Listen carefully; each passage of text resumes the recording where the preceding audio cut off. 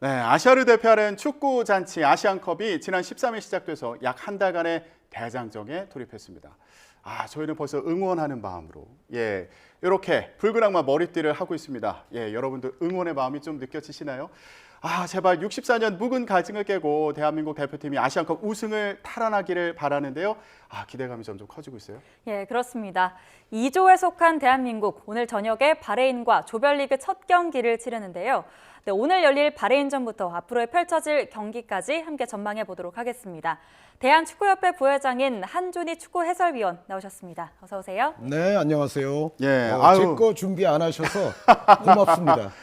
저희가 준비를 하려고 했는데 고민 많이 했습니다. 다행입니다. 못해서 너무 아쉽습니다. 자, 이런 응원의 마음을 담아서 앞으로 전망 좀 분석을 해보도록 하겠습니다. 자, 카타르 아시안컵. 코로나를 이유로 한 해 미뤄지고 이제 드디어 열리게 됐는데 카타르에서 열린다고 하니까 이거 혹시라도 우리 선수들이 경기를 하기에 좀 덥지 않을까 이런 걱정이 되기도 하는데요. 근데 원래 이제 중국에서 여름에 열릴 계획이었다가 이제 코로나 팬데믹으로 인해서 카타르에서 지금 개최하기로 변경이 된 거 아닙니까? 근데 중국에서 여름에 하는 것보다는 카타르의 요즘 날씨가 훨씬 쾌적하리라고 저는 생각하거든요. 그래요? 네, 우리가 1년여 전에 이미 카타르 월드컵도 봤습니다만 11월, 12월 그때 하는 것보다 오히려 지금 정도 날씨면은 카타르가 뭐 20도 안팎에서 추워도 뭐 한 18, 19도 더우면은 뭐 한 24, 25도 요 사이에서 움직일 거기 때문에 상당히 선수들 적응하기는 좋을 거라고 생각이 됩니다. 아주 쾌적한 날씨가 네네. 되네요. 그렇게 좋은 환경에서 이제 오늘 그럼 바레인과의 조별리그 첫 번째 경기를 앞두고 있잖아요. 그런데 아시안컵이 이렇게까지 화제가 되는 건 흔한 일은 아닌 것 같습니다. 우리나라 전력이 이번에 얼마나 좋길래 이렇게 흥행하는 건가요? 일단 지금 먼저 영상에서 보셨습니다마는 잉글랜드 프리미어 리그라는 세계에서 가장 지금 돈 많은 리그에서 두 자릿수 득점을 하고 있는 선수가 우리가 2명이나 있어요. 이거는 전 세계적인 기준으로 봐도 대단한 일임에 틀림이 없고 세계적인 초고함 바이에른 뮌헨에서 핵심 수비수인 김민재 선수가 또 존재하죠. 파리 생제르맹이 선택한 재능인 이강인 선수가 또 존재하고 이 선수들을 뒷받침하는 선수들이 이재성, 황인범, 조규성, 홍현석, 정우영 이런 선수들인데 모두 각각이 속한 리그와 팀에서 유익한 선수들로서 인정을 받고 있는 재능들이거든요. 그러니까 그렇게 보자면 우리 국민들이 이번에 아시안컵에 관심이 없을 수가 없습니다. 정말 이제 이른바 역대 레벨의 멤버 진용이 갖춰진 것이 틀림이 없고, 그리고 이제 여태까지는 우리가 이제 월드컵은 뭐 당연히 중요한데 올림픽이나 아시안 게임처럼 이제 메달이 걸려 있는 종합대회에 보통 관심이 많았지만은 요즘 축구 팬분들은 아시안컵이 얼마나 중요한 대회인지를 이제 잘 아시고들 계시거든요. 그러니까 유럽에는 유로, 남미에는 코파 아메리카, 아프리카에는 네이션스컵이 있지 않습니까? 아시아에는 아시안컵이 있고 이 대회를 우승해야만이 대륙의 공식적인 챔피언이 되는 겁니다. 자, 해외에서도 우리 선수들 활약에 굉장한 관심을 보이는 것 같더라고요. 중동 매체에서 손흥민 선수를 가장 주목할 선수 1위로 뽑았다고요? 손흥민 선수를 이번 대회에 가장 주목할 선수 1위로 뽑지 않으면은 이상하겠죠. 그러니까 지금 아시아에 현재 좋은 선수들이 이제는 다른 나라들에도 많습니다만 그래도 아시아 모든 선수를 통틀어서 손흥민 선수는 현재 최고의 선수라고 해야 될 것 같고요. 해야만 할 것 같고 뭐 손흥민 선수뿐만 아니라 말씀드렸던 김민재 선수라든가 황희찬, 이강인 이런 선수들도 뭐 아시아에서 현재 랭킹 탑 10 하면은 우리 선수들 4명은 그냥 다 들어가야 될 것 같습니다. 이 소니를 포함해서 라인업이 정말 화려한데요. 그런데 조금 우리 선수들 걱정되는 부분이 있다면 지금 몇몇 선수들의 부상 이슈가 있습니다. 지금 황희찬, 김진수 선수가 훈련도 참가 못하고 있다고 하던데요. 네, 황희찬 선수가 엉덩이 근육 쪽에 좀 부상이 있고 김진수 선수는 이제 종아리 쪽에 부상이 있는데 황희찬 선수는 글쎄요, 조별리그 첫 경기, 두 번째 경기가 조금 불투명한 상황이고요. 김진수 선수의 부상이 약간 좀 더 걱정이 됩니다. 어느 정도 이제 장기화될지 역시 지금은 정확히 알 수는 없지만 황희찬 선수 같은 경우는 사실 월드컵 때도 부상으로 두 경기를 못 나오다가 세 번째 포르투갈전에서 교체로 나와서 엄청난 드라마틱한 또 역전골을 잡아냈었잖아요. 황희찬 선수가 물론 이제 조별리그 초반에 없게 된다면 우리로서는 분명히 아쉬움은 있으나 말씀드렸던 대로 우리 지금 대표팀은 황희찬 선수 한 명이 빠진 조별리그의 경기들 정도는 처리할 수 있을 정도의 저는 전력이 된다고 보고 뭐 예를 들어 그 자리는 이재성 선수가 들어가도 되고 이재성 선수가 타박상은 있습니다만 이재성 선수는 아마 그렇게 큰 무리는 없을 거거든요. 예. 그렇다면 뭐 이재성이라든가 정우영 뭐 이런 선수들이 황희찬 선수의 자리를 메울 수 있기 때문에 조별리그를 넘어가는 데 있어서는 저는 그렇게 큰 걱정은 하지 않고 있고 다만 김진수 선수의 부상이 장기화될 경우에는 그 위치에 전문적인 왼쪽 측면 수비수가 이기재 선수밖에 없기 때문에 네. 그 위치의 선수층에는 약간 문제가 생길 가능성도 없지 않아 있습니다. 아, 네. 선수들이 부상을 극복할 수 있기를 예, 열렬히 응원하겠습니다. 아, 근데 위원님. 아니, 우리나라가 아시안컵에서 64년 동안 우승을 못했다. 네. 예, 전 이 얘기 듣고 깜짝 놀랐어요. 놀랄 만한 이야기죠. 그러니까 우리가 1회, 2회 대회, 그러니까 마지막 60년 2회 대회를 우승한 이후에 우승이 없습니다. 그런데 그 사이에 일본이 우승 4차례, 사우디와 이란이 우승 3차례씩 거머쥐었고 또 다른 나라들도 군데군데 또 우승한 나라들이 있거든요. 그런데 네. 우리가 이제 우승을 또 한동안 못했던 이유 중에 하나는 말씀드렸던 대로 이제 월드컵, 올림픽, 아시안 게임 이제 이런 대회들에 좀 중시하다 보니까 약간 그 아시안컵을 막간에 하는 대회 정도로 조금 생각했던 시기도 있긴 있었어요. 그런데 그것만이 우리가 또 계속 우승을 못했던 이유의 전부는 아닙니다. 그러니까 21세기 들어선 이후부터는 아시안컵의 중요성을 우리도 각인을 했거든요. 그런데 그런 대회라 할지라도 그때마다 우리의 발목을 잡는 팀이 적어도 한 팀 이상은 있었습니다. 예. 네, 그러면서 2007년부터도 좀 계속 아쉬운 행보가 이어졌는데 이번에는 반드시 그 안 좋은 징크스를 깼으면 하는 바람이 굴뚝 같습니다. 예, 이번에 우승을 하면 또 팬들도 그렇고 선수들도 정말 행복할 텐데요.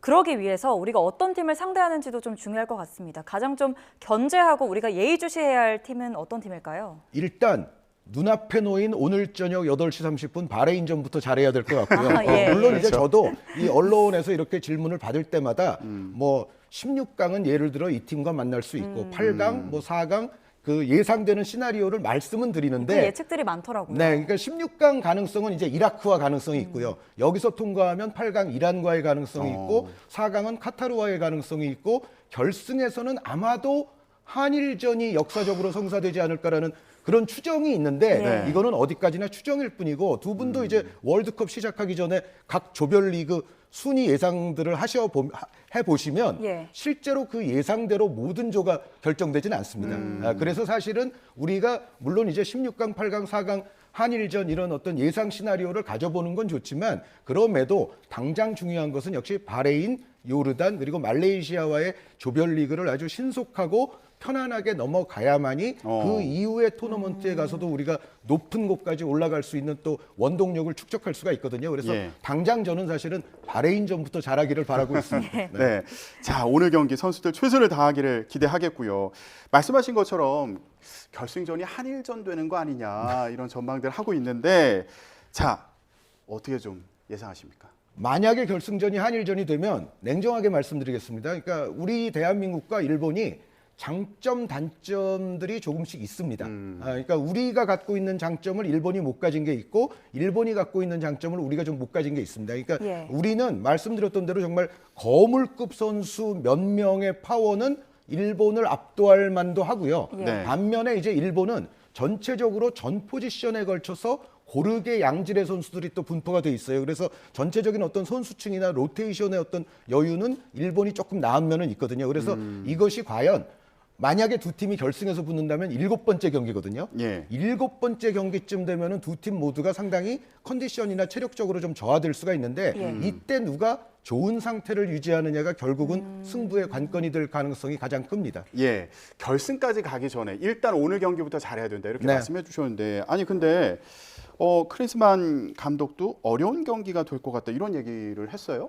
바레인이 우리를 이제 역사적으로 보면 2차례 정도 이긴 적이 있습니다. 물론 그래요? 네, 전체 기록은 우리가 이제 압도적으로 우세하기는 합니다만 2007년 아시안컵 본선과 1988년 아시안컵 예선 때 한번 바레인이 또 2차례 우리를 이긴 적이 예. 있어서 그러니까 20년에 한 번 골 정도로는 바레인이 우리를 좀 괴롭히는 편이거든요. 그리고 예. 지난 2019년 아시안컵 16강전에서도 우리가 바레인을 상대로 이기긴 했지만 연장전까지 가는 혈투를 치렀어요. 그래서 예. 끈끈한 스타일의 바레인 그리고 골을 넣을 만한 선수들은 바레인에도 한두 명 포진하고 있거든요. 그러니까 적을 경시하지 말고 굉장히 신중하게 임해야만 첫 번째 경기부터 잘 넘어갈 수가 있을 겁니다. 예, 이 바레인의 뭐 수비나 역습까지도 우리가 좀 대비를 해야 될 텐데요.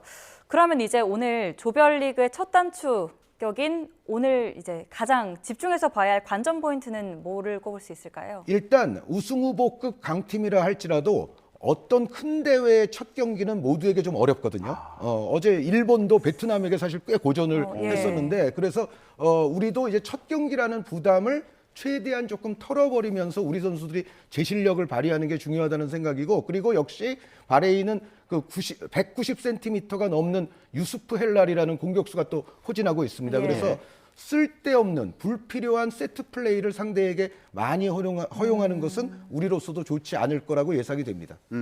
오늘 선발 라인업은 어떻게 될까요? 네, 오늘의 선발 라인업은 아무래도 우리로서는 지금 출격할 수 있는 최선의 라인업이 나올 가능성이 높은데 황희찬 선수 자리는 이재성 선수가 타박상에서 완전히 벗어나기만 한다면 이재성 선수가 나올 수 있다는 생각이고요. 예. 그리고 이제 김진수 선수 부상을 말씀하셨지만 그 위치는 기본적으로는 지금 이기재 선수가 뛰고 있기 때문에 전체적인 모든 이제 주전 멤버에다가 황희찬 선수 자리에 아마 이재성 선수 혹은 뭐 정우영 선수 요 정도가 아마 바뀌어서 나올 텐데 전체적으로는 아마 클린스만 감독이 최근에 계속 활용해왔던 우리의 일진 멤버들이 모두 나올 겁니다. 예, 그러면 이강인 선수는 어떤 역할을 할 거라고 보세요? 이강인 선수는 주로 이제 오른쪽 측면에서 뛰면서 오른쪽 측면에만 머물러 있지 않고 중앙으로 자유로운 움직임을 가져가는 우리 대표팀 최고의 찬스메이커 역할을 하거든요. 그러니까 예. 최근에 우리 대표팀이 골을 넣는 장면에서는 이강인 선수의 모습이 항상 있습니다.